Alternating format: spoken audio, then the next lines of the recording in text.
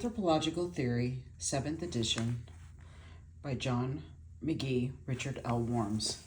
The Boasians.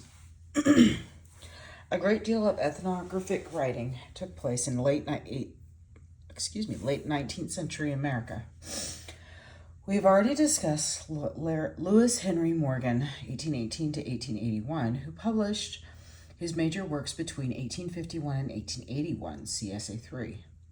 In addition to Morgan, ethnologists such as Alice Cunningham Fletcher, 1838 to 1923, actively pursued ethnographic investigations and were given an institutional base by Frederick Ward Putnam, 1839 to 1914, at Harvard's Peabody Museum.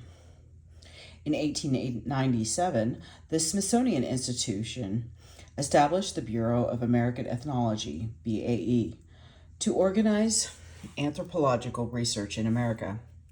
Its first director was John Wesley Powell, 1834 to 1902.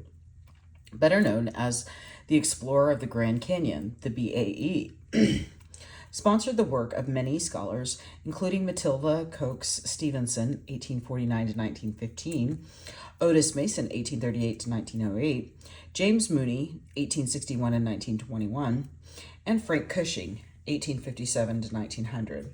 Despite this variety of anthropological activity, anthropology was largely a self-taught occupation, and it was not until 1890 when Harvard founded its Department of Archaeology and Ethnology that anthropology began to coalesce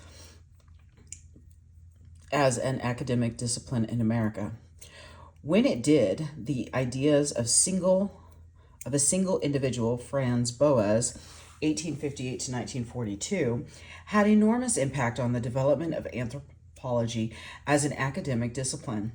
The method of research Boas pioneered is widely considered the first American-born school of anthropological thought, and he is considered one of the founders of American anthropology.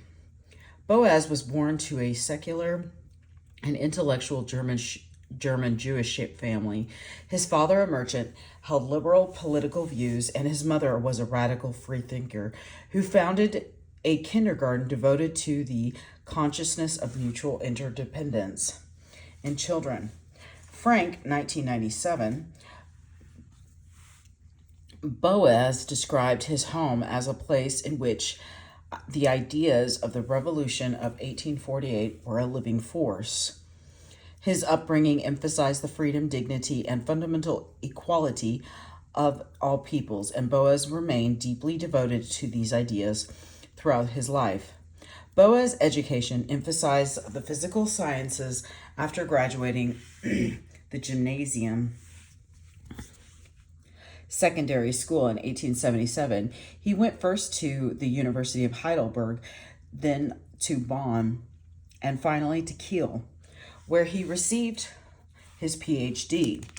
His examination subjects were geography, physics, and philosophy, and his dissertation, Contribution to the Understanding of the Color of Water, was about the relationship between physical stimuli and the perceptions they evoke, what we would call psychophysics.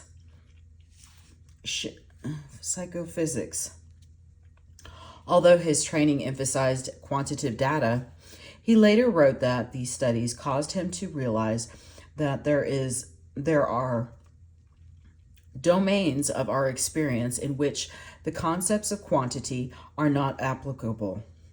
While Boas believed in science of anthropology, he also recognized that there was a distinction between the social and natural sciences. As a Jewish liberal, Boas had a few opportunities for academic employment in the late 19th century Germany, and by 1882, he had begun contemplating immigration to the United States. In 1883, he seized an opportunity to do research on migration patterns and seawater among Eskimo on Baffin Island. Boas spent 15 months in the sublime loneliness of the Arctic, quoted in Stocking, 1974.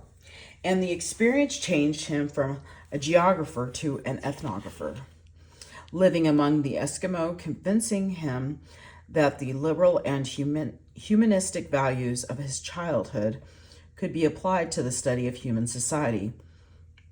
Not long before Boas left for Baffin Island, he had become engaged to Marie Krockowiser. During his field work, he kept a diary in the form of a single long letter to her. In an oft-quoted passage written on December 23rd, 1883, he wrote, "I believe if this trip has for me, as a thinking person, a valuable influence, lies in the strengthening of the viewpoint of the relativity of all cultivation, Bildung, and that the evil as well as the value of a person lies in the cultivation of the heart, which I find or do not find here just as much as amongst us, and that all service, therefore, which a man can perform for humanity must serve to promote the truth," quoted in Cole. A month later, on January 22nd, 1884, he wrote, "I do not want German professorship because I know I would be restricted to my science and to teaching, for which I have little inclination. I should much prefer to live in America in order to be able to further those ideas for which I live. What I want to live and die for is equal rights for all, equal possibilities to learn and work for poor and rich alike. Don't you believe that to have done even the smallest bit for this is more than all science taken together?" Quoted in Cole.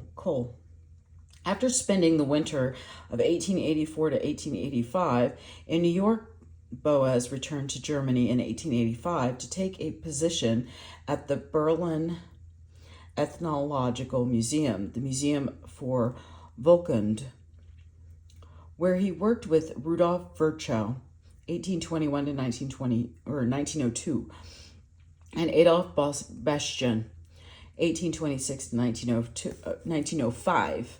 However, he soon left Germany once more, this time to visit the Kawakitl, now usually called the Wakwa, and other tribes in northern Vancouver Island in Canada. Groups he was to study for the rest of his life. In 1886, after a brief return to Germany, he decided to immigrate to the United States. Boas had the good fortune to be mentored in his early career by the Harvard anthropologist Frederick Ward Putnam. Putnam was a member of a prominent New England family who came to Massachusetts in 1640. Although he was not well known today, he was one of the leading archaeologists of the 19th century. In 1873, Putnam was elected secretary of the American Association for the Advancement of Science, AAAS, and hired as an editor of the journal Science. In 1875, he became a curator of the Peabody Museum, and in 1879, he co-founded the Archaeological Institute of America in 1887. Putnam was appointed Peabody Professor of American Archaeology and Ethnology at Harvard. In 1890, the Department of Archaeology and Ethnology was founded, and consequently, Putnam became one of the first American anthropologists to train PhD students. Putnam used his position as secretary of the AAAS and curator of the American Museum of Natural History to provide funding and research projects for his students. He also mentored the young Franz Boas, whom he first met at a meeting of the AAAS in 1886, and to whom he was related by marriage. Boas' uncle Abraham Jacobi married Putnam's cousin Mary Corina Putnam in 1871, as George Stocking, 1974, points out. Boas followed in Putnam's footsteps in the 1890s. Putnam helped Boas get his first job as the geographic editor of Science in 1887, and in 1891, when Boas resigned from Clark University, Putnam offered him a position as his assistant in charge of physical anthropology at the Chicago World's Fair. When the fair ended in 1893, Putnam put Boas in charge of curating the anthropology materials exhibited at the fair for what was to become the Field Museum of Natural History. And when Boas was forced out of that position in 1894, Putnam hired Boas as his assistant in charge of ethnology and physical anthropology at the American Museum of Natural History. Finally, in 1896, Putnam helped arrange a teaching position for Boas at Columbia University. From that point, their relationship became more equal as they exchanged students. Boas sent Putnam students for archaeology instruction, and Putnam sent Boas students for training in ethnology and linguistics, collaborated in research, and were among the founders of the American Anthropological Association, AAA. When Putnam retired in 1909 at the age of 70, Boas organized a collection of writings in Putnam's honor called Festschrift. In his speech at the reception for Putnam, Boas identified Putnam along with John Wesley Powell, and Daniel Garrison Britton, 1837 to 1899, a biological anthropologist based at the University of Pennsylvania, as the three most prominent anthropologists of their generations.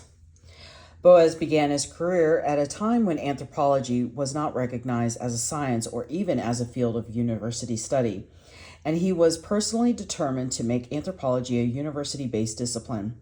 Once established at Columbia, Boas spent as much time planning the disciplinary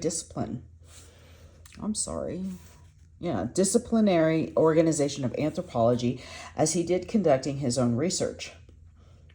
Boas helped create the independent Department of Anthropology at Columbia, expanded its faculty, helped to found the American Anthropological Association and its main journal, American Anthropologists, and trained students who went on to establish Boasian-style anthropology in universities across the country.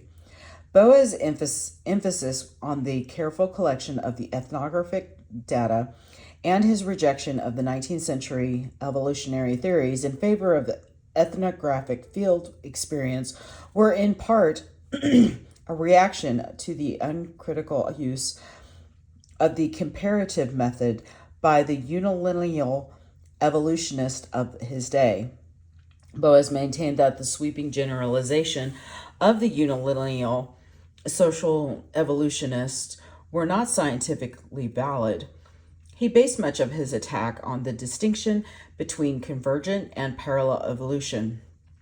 Evolutionists assumed that similar cultural traits were the result of parallel development driven by universal evolutionary law. Boas showed that it was possible for the same characteristics to come about through different processes in the limitations of the comparative method in anthropology. He demonstrated that cultures may have similar traits for a variety of reasons, including diffusion and independent invention. Such traits may be produced by corresponding environments or historical accident independent of any universal evolutionary process. Thus, the existence of such traits could not be used as evidence for universal stages of cultural evolution. Boas believed that to explain cultural customs, one must examine them from three perspectives: the environmental conditions under which they developed, individual psychological factors, and the historical development of the culture in which they occurred. Of these, the third was the most important. He felt that societies were created by their own historical circumstances. Thus, the best explanations of cultural phenomena were to be acquired by study the historical development of the societies in which they were found. The fact that Boas focused on the specific histories of individual societies led to his approach to anthropology to often be called historical particularism, a phrase coined by Marvin Harris in the 1960s. Boas advocated a four-field perspective that included studying prehistory, linguistics, and physical anthropology.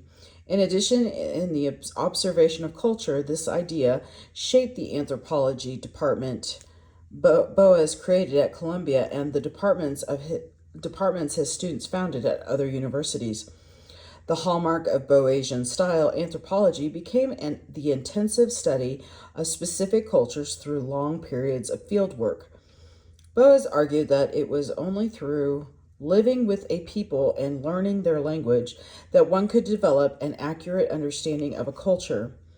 Boas and his students were driven by the belief that primitive societies were rapidly disappearing, in particular the situation of North Americans, forced onto reservations and their populations decimated, gave Boas and his students a sense of urgency.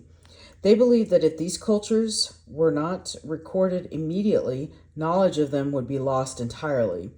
The sense that anthropology was an urgent salvage condition much of the theory and method in American anthropology and caused it to develop in a very different direction from anthropology in Britain and France. Boas also pioneered the concept that has become known as cultural relativism. He never used the term, which became popular in the 1950s, but it accurately describes his position. As we have noted, cultural evolutionists have argued that all societies were following the same path of development from savagery to civilization. If this was so, then it was perfectly reasonable to say that some societies were more or less advanced, more or less primitive than others. Boas rejected unilineal evolution and argued that societies were the result of their own unique histories. If this was the case, then there could be no universal yardstick by which to judge a society's traits were the result of its historical and environmental circumstances and could only be understood within the context. Consequently, terms such as primitive, inferior, and superior could not apply. Because Boas discredited the unilineal evolutionary schemes popular in his day and insisted that societies were the result of their particular histories and could not be compared, contemporary critics often dismissed him as anti-theoretical. His students argued that this was not the case and pointed out that Boas believed that the foundations of cultural analysis were history and psychology, that he discussed the possibility of finding laws governing the growth of culture. However, by 1906, Boas wrote, "As we have penetrated more deeply into these problems, we have observed that the general laws for which we have been searching prove elusive, that the forms of primitive culture are infinitely more complex than had been supposed. Today, it is generally understood that the central tenet of Boas' notion that cultures are primarily the result of their unique histories is inimical to any general theory of culture. Boas had a profound effect on the development of American anthropology in his long career at Columbia. He retired in 1936. Boas almost single-handedly trained the first generation of American anthropologists and directed their initial field studies. Ruth Fulton Benedict, 1887-1948, Ruth Benzel, Melvin Herskovitz, Zeal Neil Hurston, Alfred Lewis Kroeber, Robert Lowy, Margaret Mead, Ashley Montago, Paul Radin, Edward Sapir, Clark Whistler, and many others were his students. In addition to training students, Boas lived his life as a citizen scientist, true to the ideals he had expressed in his Baffin Island letter diary. He was an indefatigable campaigner for justice, equality, and the rights of individuals. He spoke out against World War I and the xenophobia and jingoism the war had triggered in America. A staunch champion of the rights of immigration and African Americans, he fought against racial discrimination, the intimidation of teachers in colleges and high schools, and the rise of Nazism in Europe. Boas was what we call today a human rights activist. He was one of the very few educators of his day to welcome women, Native Americans, and African Americans as students. He had strong ties to leading Black scholars such as W.E.B. Du Bois and E. Franklin Frazier, and was deeply involved in the early years of the NAACP. He contributed to the lead article for the second issue of that organization's journal, The Crisis, and spoke out on the subject of race and racism repeatedly throughout his life. Boas died in 1942 at a luncheon in honor of Paul Rivet, a leading French anthropologist and founder of the Musée d'El-Home, whose escape from the Nazi-occupied France Boas had championed. Rivet reported that Boas' last words were, "One must never tire of repeating that racism is monstrous error or impudent lie." Boas was deeply disturbed by the race-based anthropology practiced by physical anthropologists in the late 19th century and early 20th century. At the Berlin Ethnological Museum, Boas had learned anthropometrics, or techniques of human measurement, from Rudolf Virchow, which he later put to use in his studies, debunking the notion that race was a factor in cultural development or that cultural differences were due to hereditary. In one of his most famous studies, Boas set out to investigate the plasticity of different human groups using his sample immigrants and their children. The study was conducted for the U.S. Immigration Commission and involved conducting anthropometric measurements on a sample of more than 17,000 people. Boas found that the average cranial size of immigrants was significantly different from those of their children born in the United States. Moreover, he discovered that the average cranial size of children born within 10 years of their mother's arrival was significantly different from the average cranial size of children born more than 10 years after their mother's arrival. He concluded that the environment had an influence on these features. Boas and his students dominated American anthropology from about 1911 until after World War II, but he was not unopposed. In the late 19th century, anthropology in America was dominated by museum-based scholars, principally from Harvard and Peabody Museum, the University of Pennsylvania and its affiliated museum, and the Smithsonian, drawn largely from old WASP families. Scholars from these institutions scribed to theories of evolutionary anthropology. Many supported the American eugenics movement and were devoted to race science attempts to prove the superiority of Northern Europeans. Several members of these institutions objected to Boas and his students, many of whom were either immigrants themselves or the sons and daughters of immigrants, and many of whom were Jewish. They opposed Boas's notions of cultural relativism and racial equality and objected to his support of female students, whom they believed were not suited to do anthropology. Boas' most virulent enemies were members of the anthropology division in the National Research Council, an organization founded to promote American aims in World War I, and the Galton Society, which promoted racial science and eugenics.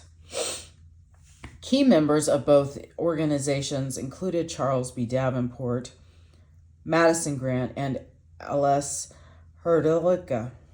Boas' conflicts with other anthropologists over cultural relativism, racism, eugenics, and hostility to immigrants were intensified by the pacifism and opposition to World War I. In 1919, Boas wrote a letter to the nation cascading unnamed anthropologists for working as spies for the American government. He wrote that such actions undermined belief in the truthfulness of science and raised a new barrier against international scientific cooperation. Quoted in Stocking, 1968. Additionally, he called President Woodrow Wilson a hypocrite. The letter brought a series of old grievances and resentments against Boas to the surface at the American Anthropological Association meeting 10 days after its publication. The Harvard and Smithsonian anthropologists moved successfully to have Boas censored by the AAA and stripped of membership in its governing council. He was also pressured to resign from the National Research Council. Despite these setbacks, Boas and his students already controlled key positions in anthropology departments around the country and were the most important group of scholars shaping the direction of American anthropology. Although the place of Boas and his students in American anthropology was assured by the 1920s, the AAA censor of Boas stood for 96 years.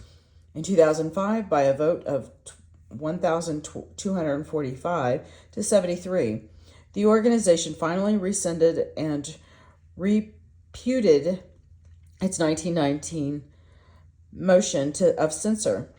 Next to Boas, the most influential figures in American anthropology during the first half of the 20th century were his students, and we include the work of several of them: A.L. Kroeber, Edward Sapir, Ruth Benedict, Margaret Mead, and Zora Neale Hurston in this volume. Kroeber was the first of the Boas students at Columbia to receive a doctorate in anthropology, which he earned in 1901. In that same year, Kroeber was hired by the University of California, Berkeley. At the age of 25, he became the first instructor in the newly created anthropology program and the curator for the university's Museum of Anthropology. Kroeber stayed at Berkeley for the rest of his career, retiring in 1946. He stayed active in research and writing until his death in 1960. Throughout his life, Kroeber maintained a Boasian perspective. Both Kroeber and Boas were anti-evolutionists, believed in integrating the four subfields of anthropology, and taught that historical perspective was necessary to understand other cultures. However, Kroeber has also had several disagreements with Boas. The most significant of those concerned the role of the individual in culture. Boas believed that individuals played a significant role in a culture's development and change. Kroeber, however, argued that although culture came from and is carried by human beings, humans played little of, if any, active role in shaping the cultures in which they lived. He maintained that culture was a pattern that transcended and controlled individuals and played a powerful determining role in individual human behavior. This idea is very similar to the concept of the Lame collective, expressed by French sociologist Emily Durkheim. In Kroeber's view, individual accomplishment resulted from historical trends within society. Although Kroeber recognized that some individuals have special abilities, he argued that it is social and historical circumstances that determine what those individuals achieved. Kroeber developed those ideas at length in his 1917 essay, Superorganic, where he wrote, 100 Aristotles among our cave-dwelling ancestors would have been Aristotles in their birthright, no less, but they would have contributed far less to the advance of science than a dozen plodding mediocrities in the 20th century. Bach, born in Congo instead of Saxony, could have composed not even a fragment of choral or sonata, though we can be equally confident that he would have outshone his compatriots in some manner of music. To illustrate his theory of the relationship between individuals and culture, Kroeber studied how patterns of art, technology, and fashion changed through time. Independent of individual artists, inventors, and designers, in Essay 9 of this volume, Kroeber illustrates his point using high fashion women's clothing. He argues that basic features of women's gowns appear and then go out of fashion with predictable regularity, and that the pattern is independent of any individual designer. Kroeber published this article in 1919, and it is worth noting that this approach is similar to the culture history approach in American archaeology that was practiced at this time. Much of archaeologists carefully trace the changes in material culture at their sites, such as documenting shifting pottery styles through time. So too, Kroeber performed a similar kind of analysis of documenting changing elements of women's clothing over time. It was part of the Boasian program to study culture from historical perspective, incorporating linguistics and both geographical and archaeological data when possible. Kroeber focused especially on the geographic distribution of cultural traits and on studying cultures in relation to their environment. Much of his research consisted of surveys of culture traits among Native Americans in California and on the Great Plains. Unlike Boas, who advocated the intensive study of individual societies, Kroeber was more interested in mapping the distribution of cultural traits into later geographical patterns. As early as 1903, he had already conceived of the ethnological survey that would become his 1925 volume handbook of the Indians of California. In cultural and natural areas of native North America, he mapped geographic, climatological, and vegetation distribution in relation to Native American cultures. This work was influential among his students, particularly Julian Seward, who went on to develop the cultural ecological approach to the analysis of culture. Ruth Benedict, Margaret Mead, and Edward Sapir were among friends Boas' closest associates. Benedict taught at Columbia with Boas, and in turn was one of Mead's professors. Sapir, one of Boas' most gifted students, was a close friend of Benedict and mentor of Benjamin L. Worf. Benedict, Mead, and Sapir were also central figures in an anthropological movement known as the Culture and Personality School. Other culture and personality theorists of their era include Abram Gardner, Cora Dubois, Ralph Linton, and Clyde Clughone. Sapir and Worf were particularly remembered for their work on language. Benedict came to the anthropology from literature.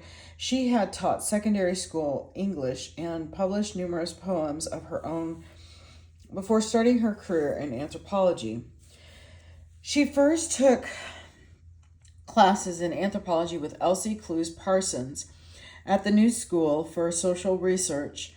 Parsons was a pioneering feminist who earned her PhD in sociology, but who had become an intellectual and political ally of Franz Boas.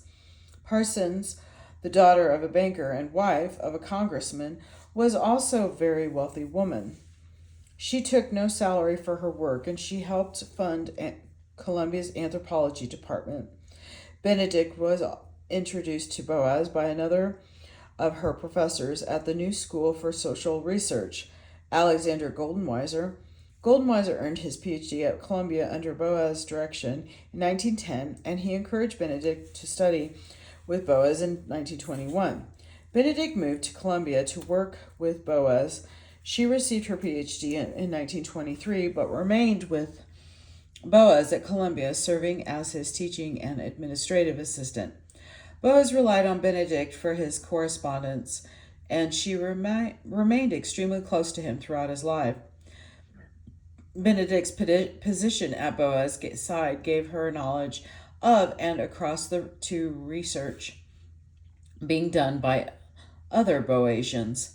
Benedict started teaching students almost as soon as she arrived at Columbia, but was not appointed assistant professor until 1931. After Boas retired in 1936, Benedict was named the acting executive director of Columbia's anthropology department. In 1937, to Boas' dismay, rather than confirming Benedict as department head, the university appointed Ralph Linton, a former Boas student who had quarreled with his mentor. However, Benedict was promoted to associate professor with tenure. She was the first woman to hold such a position at Columbia.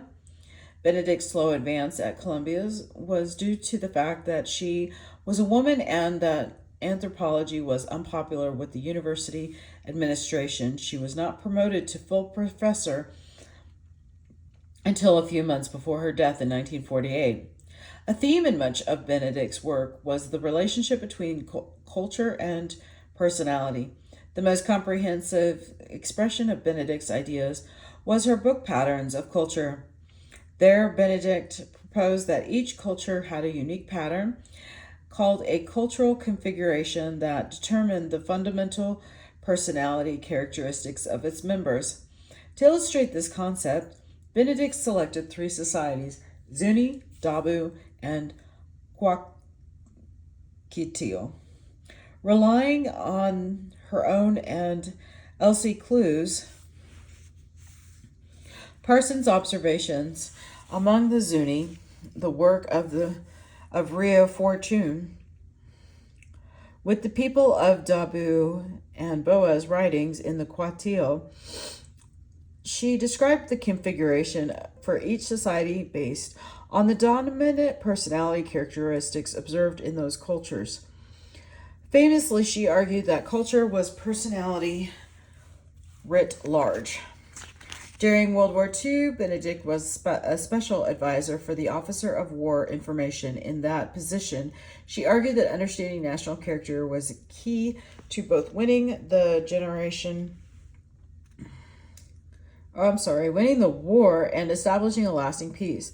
Basing her work on interviews with first and second generation immigrants, statistics, and her readings of relevant literature, Benedict attempted to write analysis that illuminated the loyalties, habits, fears, hopes, likes, dislikes of the target peoples. Benedict wrote several pieces on the Dutch, but her best-known effort of this nature was the Chrysanthemum and the Sword, a study of the Japanese. Trying to do an analysis of mass society, such as Japan, at a distance proved difficult, and the Chrysanthemum and the Sword included many errors. It was strongly critiqued by both American and Japanese scholars. However, it also proved highly influential. The book played an important role in determining the nature of the American occupation of Japan and has been much discussed and debated since, particularly in Japan. In 1999, Nanoko Fukio reported that more than 2.3 million copies of the book had been sold in Japan, and its pocket-sized Japanese edition, first published in 1967, has gone through more than 100 printings. Mention must also be made of Benedict's campaign against racism. As we noted, Boas took a strong stand against racism. Benedict also followed him and extended his work in 1940. Benedict published Race, Science, and Politics. She followed this with many essays in both professional and popular press. In these, she argued against any connection between the biology of race and culture, and she developed a historical account of race as a form of oppression. The pamphlet of Races of Mankind, co-authored with Jean Weltfish, is perhaps Benedict's best-known work on race. It was released as an illustrated children's book, an animated film, a series of posters, and traveling exhibition. You can see the 10.5 minute film on YouTube. Search for Benedict and the Brotherhood of Man. Finally, Benedict was also known an ardent cultural relativist. The essay we have chosen for this volume, The Science of Custom, was published in 1929. In it, Benedict argues for anthropology's role in helping people become more culture conscious, and that this can help people to intelligently direct cultural change. Margaret Mead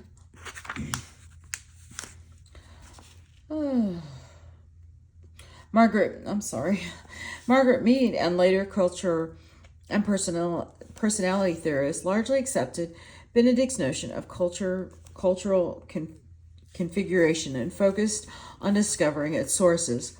Their investigations centered on the interplay of biological and cultural factors, particularly during childhood, and their effects on adult personality. They were influenced by the work of Sigmund Freud and by the neo-Freudian analyst Harry Stack Sullivan, Karen Horney, and Erich Fromm. Margaret Mead's work clearly illustrates this theme in a series of studies starting with coming of age in Samoa and continuing with growing up in New Guinea. And one of her more controversial books, Sex and Temperament in Three Primitive Societies. Mead attempted to separate the biological and cultural factors of control human behavior and personality development. She anticipated the distinction between sex and gender found in much more recent work. Together with Benedict's pattern and culture, Mead's trilogy established the cultural configuration and natural character approaches in American anthropology. Mead was also one of the most colorful figures in American anthropology. She was born in Philadelphia, the daughter of a professor at the Wharton School of the University of Pennsylvania. Like her mentor, Benedict, she had an early interest in literature during her undergraduate career at Barnard College in New York City. She was a member of a literary group called the Ashcan's Cats. In 1923, Mead began her graduate career at Columbia University, working with both Ruth Benedict and Franz Boas. Mead's relationship with her mentor, Benedict, was particularly intense. Mead's correspondence, published in 2006 as To Cherish the Life of the World, shows the passion and intensity of her relationship with Benedict. In 1925, Mead, only 23 years old, did her first field work in Samoa. Her Samoan experience was the only field work she was to undertake alone, and it became the basis of her first book, Coming of Age in Samoa. This book was an immediate hit and launched Mead on a long career as one of anthropology's most prolific authors. She published 39 books, of them 15 of them collaborations, and almost 1,400 other pieces of various kinds. Many of these were brief essays designed for popular consumption. She wrote regularly for The Nation and the New York Times. For 17 years, with her partner, Rhoda Martrix, she wrote a monthly column for the women's magazine Redbook. In addition to her writing, Mead made films and appeared frequently on radio and television. By the late 1950s, her regular appearance on television talk shows made her one of the best-known academics in American life, and certainly the best-known anthropologist, a fame that continued well beyond her death. Publication in the popular press placed Mead squarely in the tradition of Franz Boas, who frequently wrote for a general rather than a professional audience. Mead's personal life was particularly tumultuous. In addition to her relationship with Benedict, she was married 3 times. Her first marriage, to her childhood sweetheart Luther Cressman, began in 1923. Cressman was ordained at an Episcopal church priest that same year, but also studied sociology and anthropology at Columbia, receiving a PhD in sociology in 1928. In 1925, Cressman left New York to continue his study in theology in Europe, and Mead began her field work in Samoa. On the way back from Samoa, she met and fell in love with an Australian anthropologist and psychologist, Rio Fortune. She divorced Cressman and married Fortune in 1928. Cressman went on to found the anthropology department at the University of Oregon and conducted some of the first research in the history and prehistory of the Northwest. In the late 1920s and early 1930s, Fortune and Mead continued to do field work together in New Guinea. In 1932, while working in Sepik River in New Guinea, they met British anthropologist and psychologist Gregory Bateson. From 1932 to 1935, Fortune and Bateson worked together and occasionally lived together. During this time, Mead fell in love with Bateson. In 2014, Mead's experiences in New Guinea, her relationship with Bateson and Fortune, were the basis of a best-selling novel, Euphoria, by Lily King. When the three returned from the field in 1935, Mead divorced Fortune and, in 1936, married Bateson. Soon after, they left to conduct research together in Bali. Mead's only child, Mary Catherine Bateson, was born to the couple in 1939. M.C. Bateson is today a linguist and anthropologist specializing in Middle Eastern culture. Mead and Gregory Bateson divorced in 1950.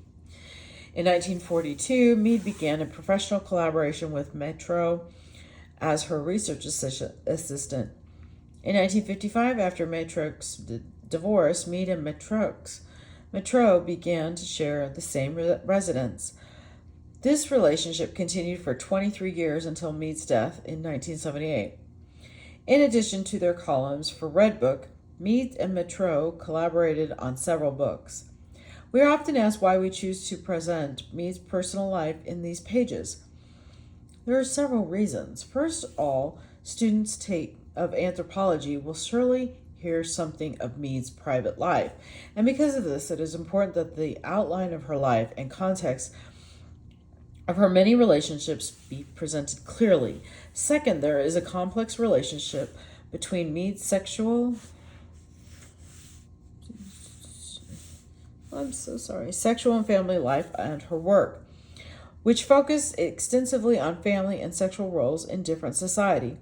Clearly, readers of Mead should ask to what extent of her personal life colored her research, and vice versa. For example, the research Mead did for sex and temperament in 3 primitive societies was done while she, Fortune, and Bateson lived together in New Guinea. Mead's daughter later wrote, "It is not accidental that when Margaret and Sepik, struggling with the question of diversity in herself and in her ways of loving, she was formulating the contrasts between 3 New Guinea peoples who dealt very differently with the maleness and femaleness, with assertion and creativity. In addition, Mead seems almost larger than life, and her relationships show this. There are numerous authors in this book who had spouses, lovers, or children who made contributions to their work or were independent scholars in their own right. You will notice that we do mention these. However, no one comes close to Mead. Of the 5 relationships we have mentioned here, Benedict, a major theorist, appears in this volume. Cressman and Fortune had made contributions to archaeology and anthropology. Bateson made contributions to many different fields, including anthropology, linguistics, psychology, and cybernetics, and became a critical cultural figure in the 1960s. And Metro collaborated with Mead for more than 2 decades. It is hard to think of any major scholar in the social sciences who had as many deep relationships with other important thinkers as Mead. Like Benedict's The Science of Custom, the introduction to coming of age in Samoa clearly shows Mead's interest in culture as a primary factor determining the experience of adolescence and the social and behavioral characteristics of adolescence. The book, written for a popular rather than a professional audience, aimed to promote the Boasian notion of cultural relativity, criticized biological theories of causality, and increased the reader's appreciation for cultural diversity. Mead was also always controversial scholar both within anthropology and outside of it. Books as Coming in of Age in Samoa were intended as a critique of American culture and read as such. Mead was involved in politics for much of her life and consistently stood for liberal causes. Wilton Dillon wrote that perhaps no citizen in modern times has testified on so many different topics before more different professional committees as Mead. Although Mead posthumously received the Presidential Medal of Freedom in 1979, she also made enemies in the course of her life, particularly among conservative thinkers. Coming of Age in Samoa figures prominently on several lives put together by conservative organizations featured the worst books of the 20th century. In fact, in their web journal, First Principles, the Conservative Intercollegiate Studies Institute names it the #1 worst book of the century. Within academia, I'm so sorry. I am going to go ahead and call this as the end of part 1 of this. Thank you.